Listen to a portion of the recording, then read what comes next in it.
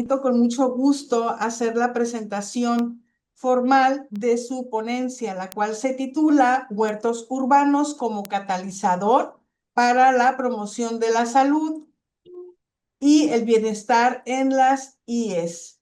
Maestro Juan Camilo Fontalvo Vuelvas, originario de Barranquilla, Colombia, pero radica en México desde hace 8 años. Es maestro en gestión ambiental para la sustentabilidad, licenciado en biología por la Universidad Veracruzana, biólogo por la Universidad de Sucre y actualmente candidato a doctor en ciencias de la sostenibilidad en el ENES Unidad Morelia de la Universidad Nacional Autónoma de México, miembro fundador de la Red Mexicana de Huertos en Instituciones de Educación Superior. Maestro Juan Camilo Fontalvo, adelante, bienvenido, un placer escucharle.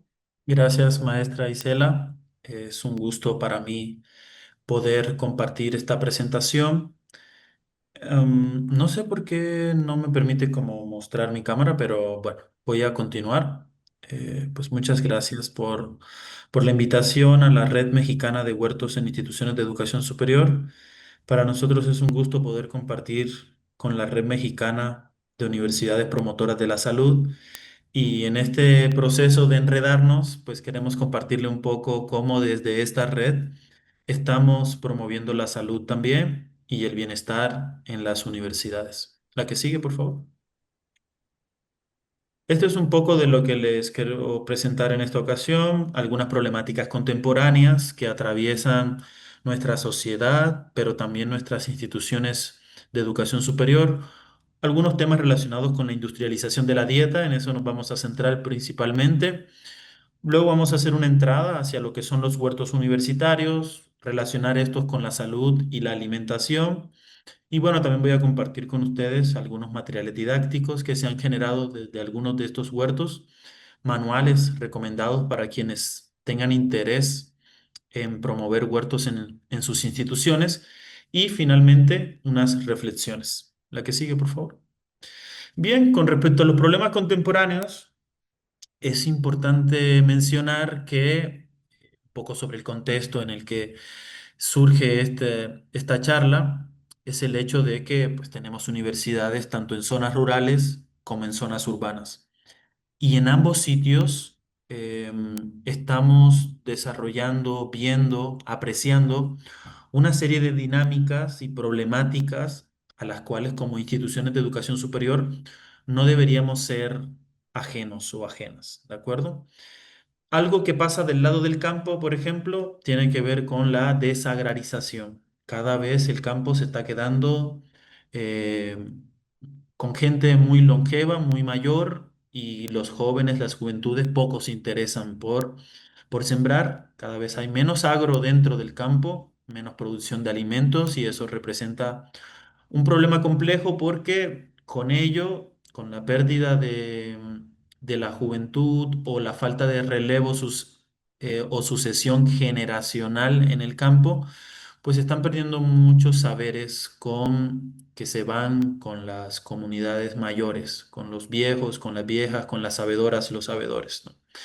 Ahí ocurren problemas complejos, la renta, el despojo de la tierra y la urbanización de la misma, ¿no? Mucha migración rural, gente que no encuentra oportunidades en el ámbito del campo y que tiene que migrar forzosamente a las urbes o a otros países buscando pues, mayores oportunidades de vida y laboral. Por su parte, en la zona urbana estamos viendo una cuestión bastante compleja, que es que ya la gran mayoría de las personas del mundo viven en zonas urbanas. Se espera que para 2050 esto sea casi la norma. Y pues las zonas urbanas se están expandiendo, creciendo de manera acelerada y eso está provocando pues mucha pavimentación, el sellado del suelo, suelo con vocación agrícola, suelos que infiltran agua, suelos que nos dan vida y sostienen a los recursos naturales, a las áreas verdes, están siendo sellados.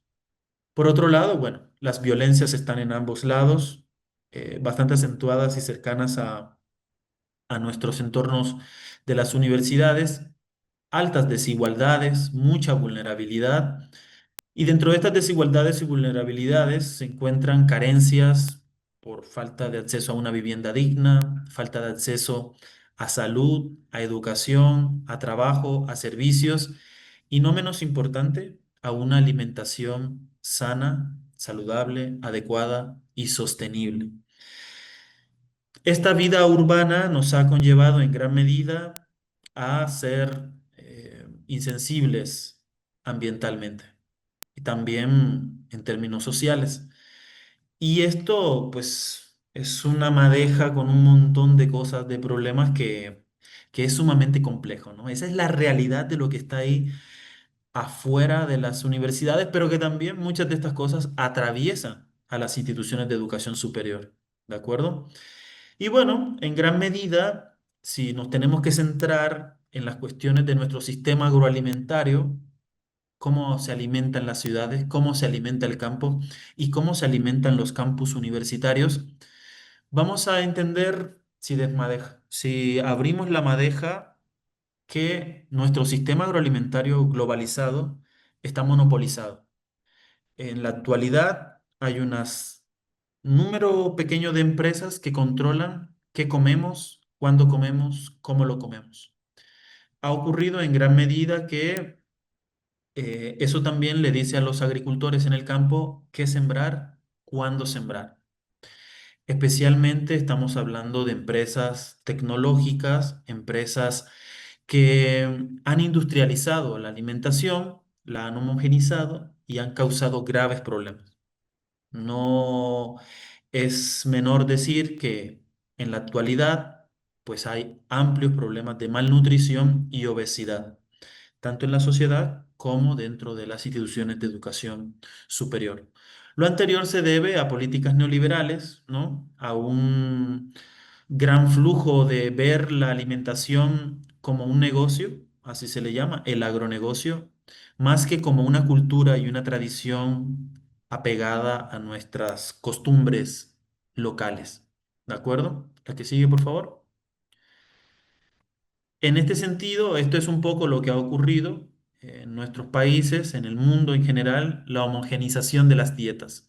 Es decir, la extirpación de las recetas tradicionales de las abuelas, de los abuelos, de nuestras comunidades rurales, hacia la homogenización de las dietas, en gran medida con altos insumos de refrescos, con alimentos ultraprocesados, procesados y ultraprocesados con muchos excesos de sodio, mucha cantidad de azúcares y por eso esto se está desarrollando a partir de una estrategia de comunicación y de industrialización de la alimentación en la cual ocurre en gran medida que las plazas comerciales, por ejemplo, en casi todos los lugares del mundo son similares y los alimentos que se venden ahí son similares y ahora, pues, indistintamente del país donde estemos, podemos comer casi lo mismo, pero lo mismo exceso en sodios, en harinas, ultraprocesados y demás. En la gráfica de México, por ejemplo, esta es una fotografía de una familia tradicional mexicana. Se les pidió a la mayoría de estas familias que colocaran para una fotografía en una mesa la mayoría de los alimentos que consumen o que mercan su alacena para una semana, ¿no? Pues vemos refrescos, vemos cereales, vemos cajas. Entre más cajas tenga nuestra cocina y más latas, debemos preocuparnos más. Entre más alimentos, frutas, verduras frescas veamos, eso pues nos va a decir un poco mejor de lo que estamos comiendo. La que sigue, por favor. Y bueno, lo que estamos experimentando en gran medida es un cambio significativo en nuestra dieta tradicional. Hemos pasado de consumir la dieta de la milpa, dieta de quelites, de animales silvestres y de otra gran cantidad de alimentos locales hacia pues, una dieta industrializada con exceso de proteínas, con exceso de grasas, exceso de sodio, conservantes y colorantes que afectan nuestra salud, que afectan nuestro bienestar e incluso afectan nuestro rendimiento escolar. En gran medida, lo que está ocurriendo es la transición nutricional hacia una dieta basada en alimentos procesados y ultraprocesados. Y según documentaciones, se estima que alrededor del 50% de la población mexicana tiene dieta poco saludables. Porque también ha ocurrido que hay una estereotipización de la dieta, ¿no? Eh, Dime si comes carne y te diré si eres pobre o no. Si tienes acceso a proteínas, eres o no de una cuestión social, ¿no? Un estrato social. Entonces, hay problemas en la estandarización y estos indicadores para definir qué es una dieta saludable o no, dependiendo de la región del país. No se puede medir con la misma vara la alimentación de las comunidades mayas que la alimentación de las comunidades pesqueras de la Baja California, por ejemplo. Entonces, es muy complejo el tema de la alimentación, es muy complejo la pérdida y la erosión de saberes alrededor de nuestras dietas tradicionales, pero lo cierto es que esta homogenización nos está llevando a problemas de alimentación, de salud y de enfermedades muy complejas, muchas relacionadas con cáncer, obesidad, diabetes en general. ¿La que sigue? Y dentro de esta problemática no se queda fuera ahí en la sociedad, en las plazas comerciales. Algo que hemos estado visualizando es que cada vez más las cafeterías de las universidades se parecen más a las áreas de comidas y cafeterías de las plazas comerciales. Ya hay una homogenización, ya se nos metieron, por decirlo así, a la universidad. Ya hay estas empresas de cadena dentro de las universidades. En la mayoría hacen parte eh, de nuestras instituciones de educación superior, lo cual está ya comprobado que las cafeterías y sus menús influyen en la dieta de las comunidades universitarias. Con frecuencia, este tipo de cadenas comerciales proveen pocos menús saludables, pocas alternativas saludables, la mayoría con exceso de grasas, con exceso de calorías. Y bueno, teniendo en cuenta que las cafeterías son la principal fuente de alimento en las instituciones de educación superior, pues el tipo de organización que esté al frente de estas cafeterías va a condicionar en gran medida el tipo de alimento que se ofrece. Por lo tanto, hay una serie de problemas estructurales mucho más complejos detrás, pero existen concesiones en las cuales, concesiones de exclusividad para que algunas grandes empresas, grandes monopolios, solo vendan de ese tipo de refrescos dentro de nuestra universidad, algo que es sumamente lamentable, ¿no? Eh, por una parte, la universidad promueve políticas de alimentación saludable, pero por otra parte, obtiene un dinero de una gran empresa monopolio para vender sus refrescos o sus alimentos ultraprocesados en la misma universidad, ¿no? Es poco ético, es poco congruente y debería preocuparnos en gran medida eh, las ofertas de alimentos que tenemos a disposición, sobre todo teniendo en cuenta el ambiente universitario que es hostil, que es acelerado y que muchas veces se compra lo más próximo, ¿de acuerdo? Pero cuando lo más próximo no es la mejor opción, casi que se convierte en la única opción. ¿La que sigue? Bien, este fenómeno está ocurriendo tanto en las escuelas de educación básica como en las universidades. Lo que está ocurriendo ahora es que están reproduciéndose dietas no saludables y las universidades y sus políticas o bien sus acuerdos con las empresas quienes le dan la concesión de producir los alimentos o proveer los alimentos para las personas, están provocando una reproducción de dietas no saludables que afectan la salud y el bienestar de las personas y además acentúan hábitos de alimentación no saludable. Según un estudio de Contreras 2013, los niños gastan entre 75 y 150 pesos a la semana en la compra de golosinas en cafeterías escolares. Esto es 2013. Supongamos que puede ser mucho más en la actualidad y dependiendo obviamente la región, pero esto en promedio. Y según un estudio también, solo el 11% de los estudiantes universitarios tiene una dieta basada en frutas y verduras, que sería algo sumamente deseable. Casi no comen frutas y verduras los estudiantes. Y todos sabemos las repercusiones que eso tiene, ¿no? En la salud, en el desarrollo cognitivo, en la concentración, en muchos aspectos del desarrollo humano y en el desarrollo y procesos educativos, en el rendimiento y demás. ¿La que sigue? Bien, entonces, teniendo en cuenta este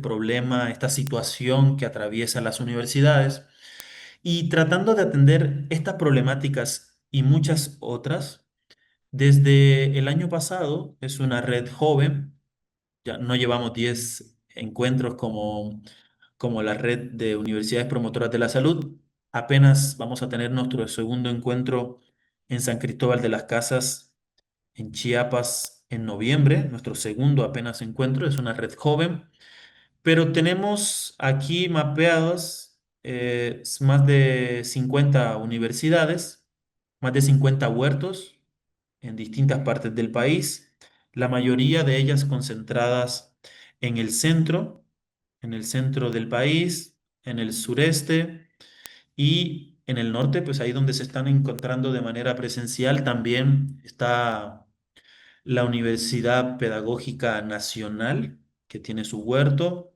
ahí en la licenciatura en innovación, en intervenciones educativas. Está la UABC, que también tiene su huerto.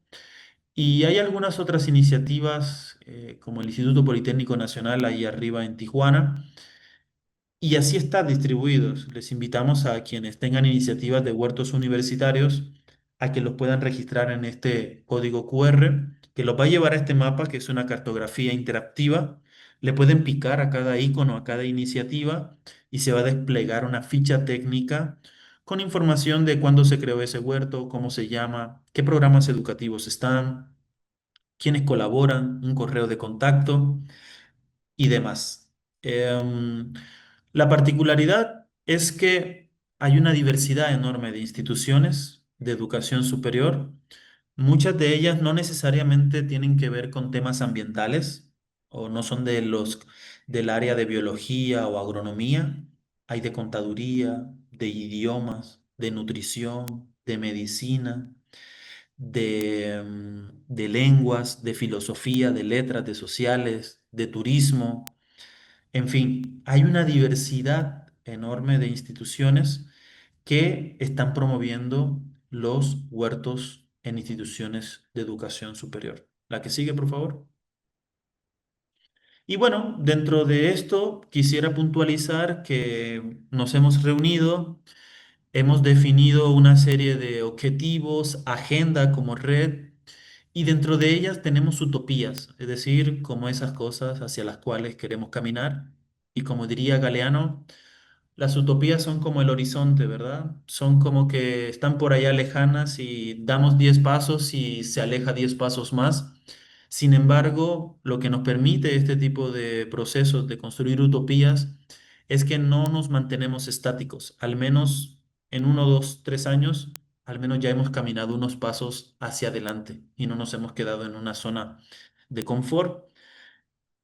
Algunas de las utopías que quisiera rescatar son la primera, ¿no? Construir un espacio educativo antisistémico que empuje hacia una sociedad alternativa, que armonice con los principios de la agroecología y la vida, una sociedad que se pueda considerar justa, equitativa y sustentable.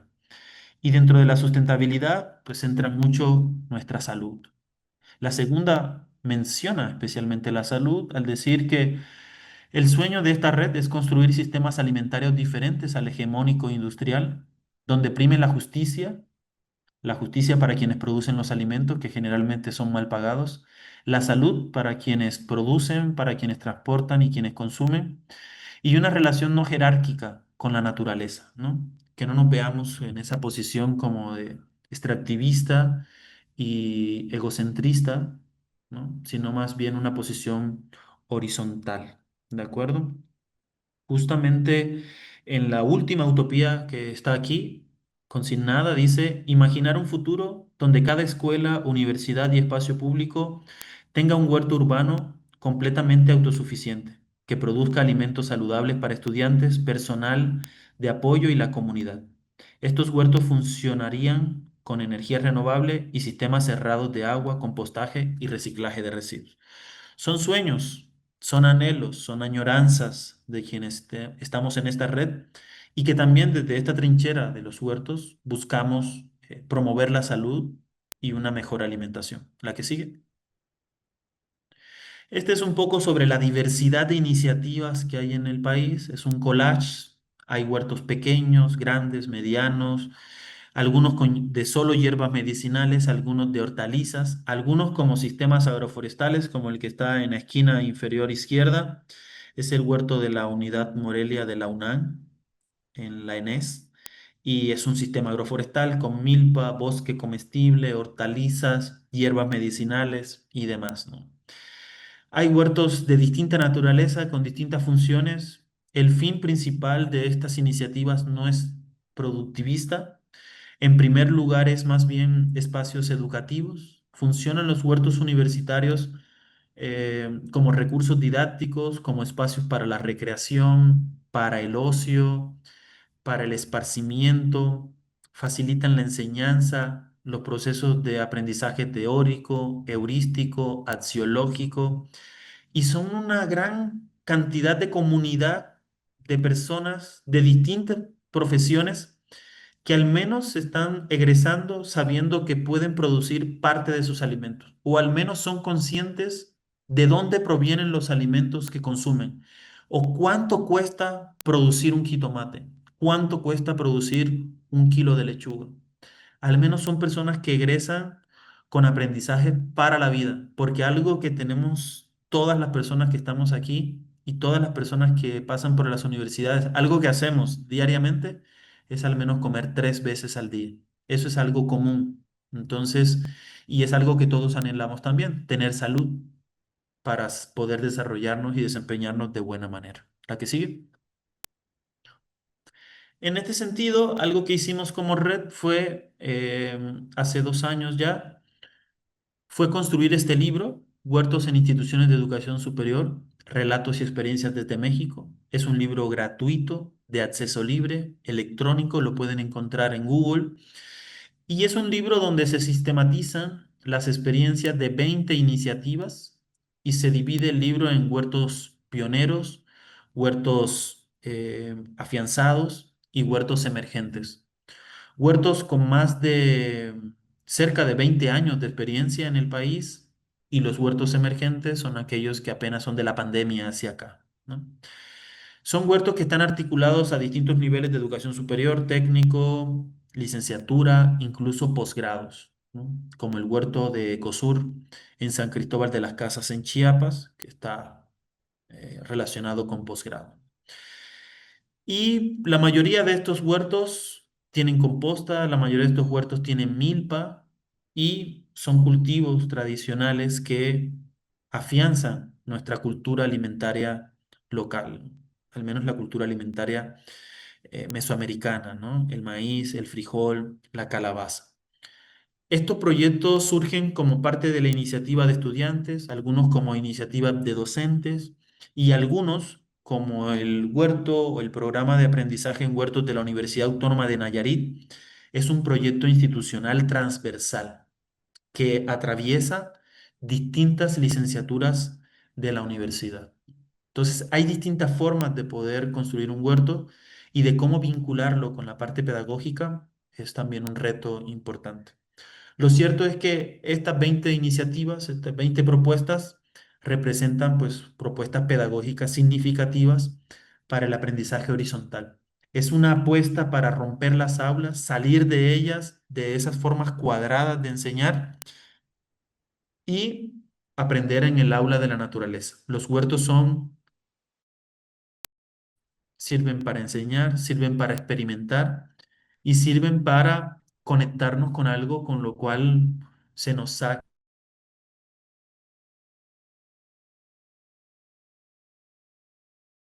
Ya cada vez hay menos bichos y cada vez tenemos menos contacto, somos sensibles con la naturaleza. La que sigue, por favor. Y en este sentido, quisiera comentar lo que nosotros creemos, consideramos que aportan los huertos universitarios a la promoción de la salud, ¿no?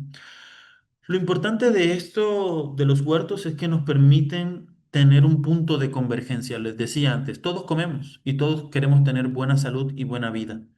Y el huerto es un punto de encuentro para, independientemente de la licenciatura que nosotros vengamos.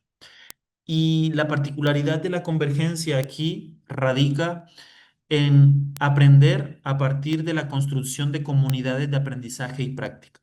No es lo mismo promover la salud a partir del discurso con unas diapositivas en un aula o con una infografía, a promover la salud y la alimentación a partir de una comunidad de aprendizaje que se construye con diálogos, que no se queda solo en ese nivel literal, sino que pasa a nivel inferencial, que es cuestionar, que es interpretar de dónde vienen los alimentos, por qué consumimos lo que comemos, y a ser críticos, a ser propositivos y hacerlo con nuestras propias manos. Aprender haciendo en comunidad es lo que se logra en este tipo de espacios como son los huertos educativos. El énfasis particular de esto es que es sistémico, es no ver la salud como algo deseable y ya, sino saber todo lo que hay detrás de tener una buena salud. Es concebir que además, para poder concebir una buena salud, necesitamos tener hábitos saludables, necesitamos cultivar parte de nuestros alimentos, necesitamos comprarle a las personas que cuidan el bosque, cuidan la tierra, no usan agroquímicos, agrotóxicos y que contribuimos con eso a la economía local. Es saber de que nuestros residuos orgánicos que se generan en las escuelas los podemos transformar en composta y evitar que vayan a los rellenos sanitarios, evitar que se infiltre por el suelo y que provoquemos contaminación de los mantos acuíferos. Las universidades producen al menos por persona universitaria medio kilo de residuos por día. Entonces, imagínense la población de las universidades, imagínense los residuos que generan. Casi siempre no nos preguntamos a dónde van esos residuos. Allá al relleno, al que no vemos, es como darle el problema a otros o invisibilizarlo, pero tarde o temprano eso nos llega a nosotros. Entonces, el huerto son sistemas, es un agroecosistema que nos permite ser conscientes de los ciclos de la naturaleza, de cómo se transforman, y eso en gran medida nos hace conscientes de el valor de la labor campesina, de lo que cuesta producir alimentos, de lo que cuesta cuidar las plantas de las plagas y las enfermedades, de lo que cuesta tener una lechuga de un tamaño grande o de unos tomates que se llenen y se conviertan en grandes. O nos vamos a dar cuenta también que hay mucha publicidad, que hay mucha mercadotecnia, que las manzanas no deberían ser tan grandes, que las peras no deberían ser tan grandes. O nos vamos a dar cuenta, reflexionar en el huerto, de que hay peras y duraznos que se producen en Argentina, se empaquetan en Indonesia, se convierten en mermelada en Estados Unidos y se venden en México. Un sistema agroalimentario absurdo que contamina.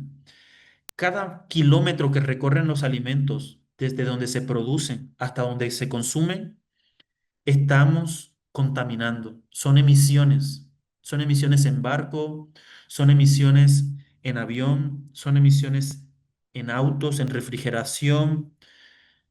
Las cosas que deberíamos consumir es lo que esté más cercano a nosotros. Y tener ese enfoque sistémico nos ayuda a ver una realidad mucho más compleja que hay detrás de cada plato que se pone en nuestra mesa.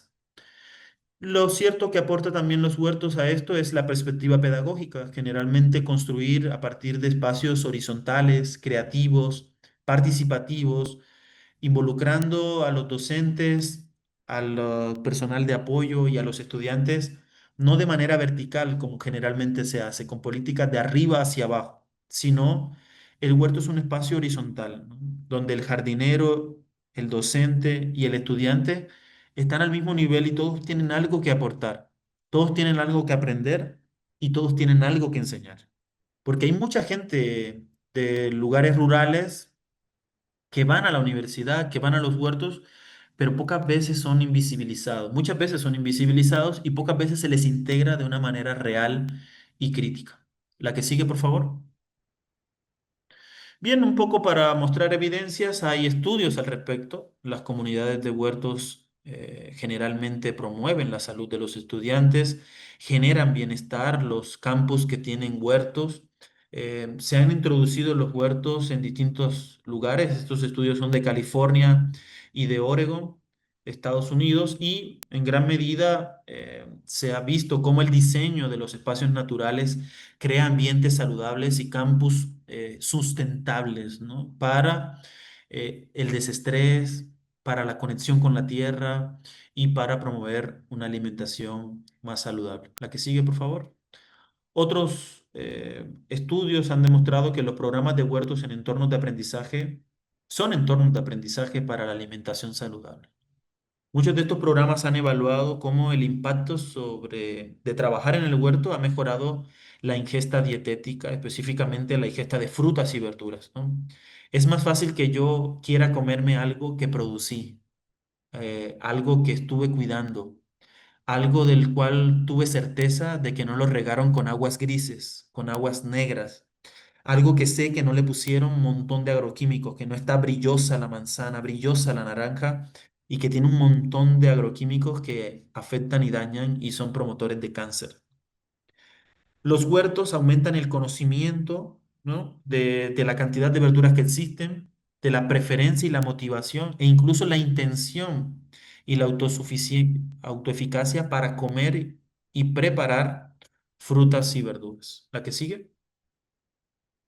Y bueno, otros dos estudios más enfocados en cómo construir una ciudadanía sustentable a partir de los huertos universitarios, ¿no? Evaluaron el impacto que tiene el aprendizaje basado en el jardín en la educación alimentaria. Así como necesitamos educación sexual, educación emocional, educación financiera, educación de muchos tipos, necesitamos una educación alimentaria. Pocas veces se nos dice cómo comer, dónde comer, qué no comer, qué nos afecta, qué sí, qué no.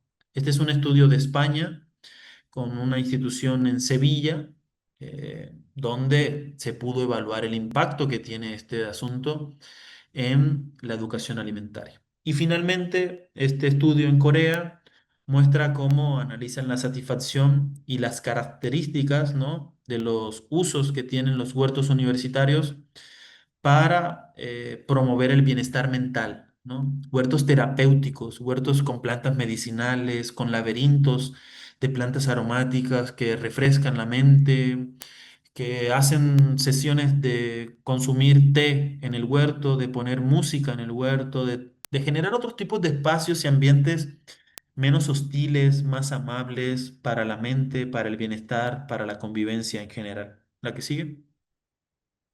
Y bueno, lo que hemos hecho desde el huerto agroecológico de la Facultad de Biología de la Universidad Veracruzana es promover, ¿no? Promover el consumo de frutas y verduras, de cosas que se producen en el huerto, calabacitas, por ejemplo, socializar los valores nutricionales, los beneficios para la salud y recetas locales de los estudiantes y los docentes sobre cómo consumirla.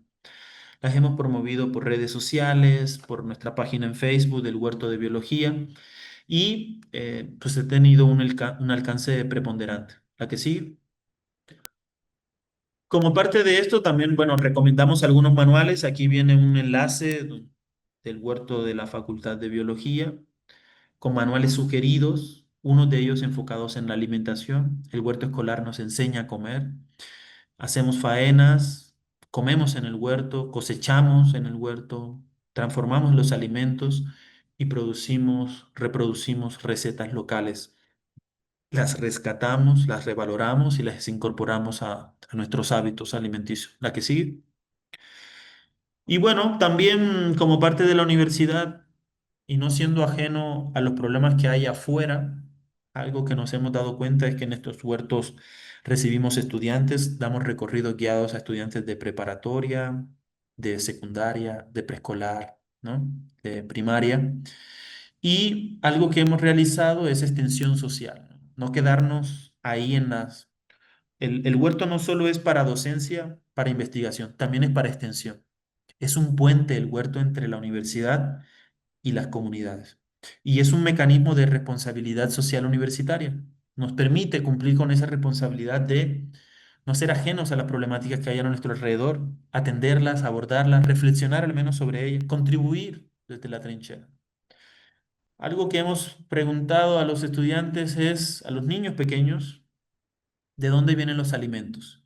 Y adivinen qué nos han dicho.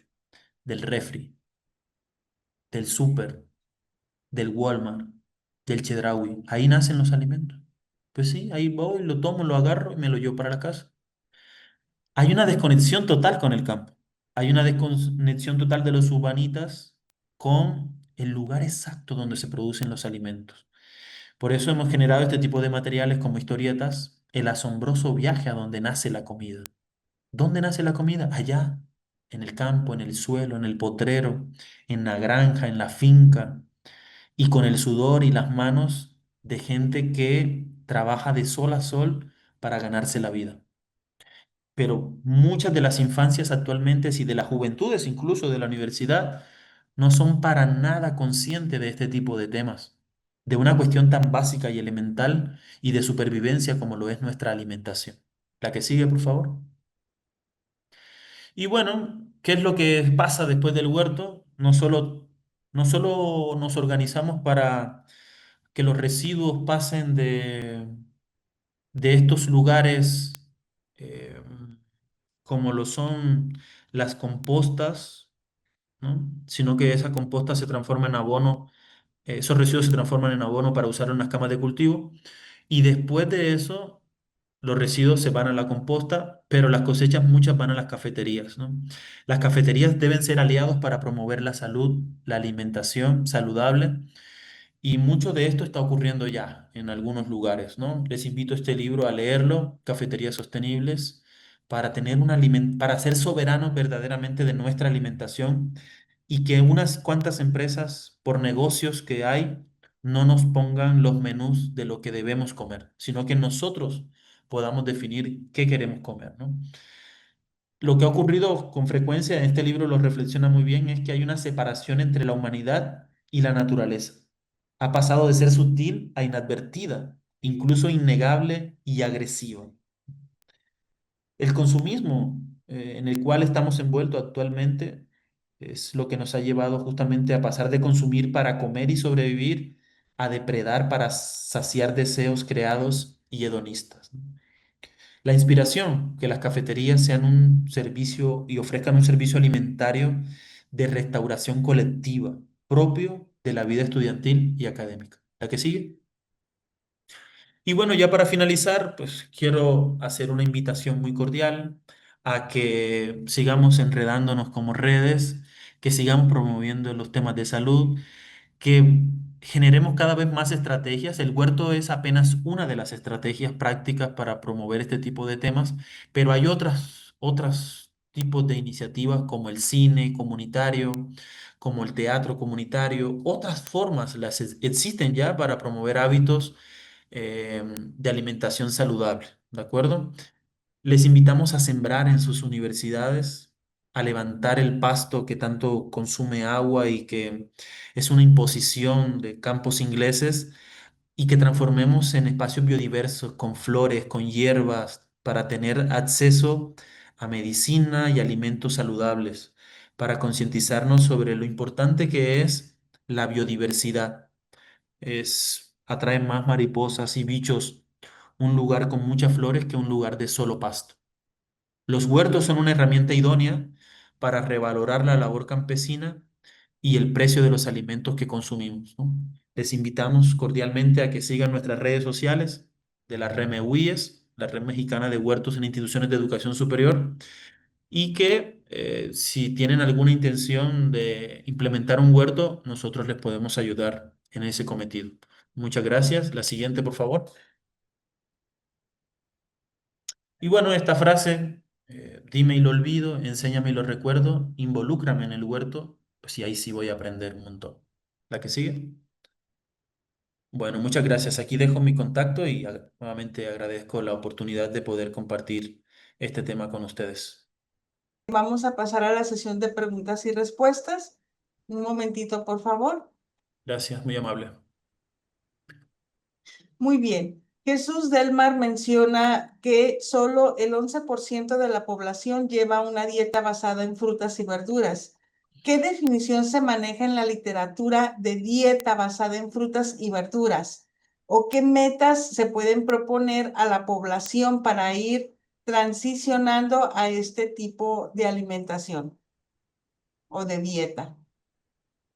Sí, una dieta basada en frutas y verduras, especialmente se refiere como a un plan alimenticio que, que esté basado justamente en proporciones de frutas y verduras como base de la alimentación, es decir, que esté presente en la mayoría de las tres comidas que se consumen durante un día, ¿no? Esto es muy deseable y, por cierto, la OMS pues recomienda que al menos 5 porciones de frutas y verduras al día se consuman para obtener beneficios, ¿no? Especialmente en términos de hidratación, el aporte de vitaminas y minerales y sobre todo la prevención de enfermedades crónicas.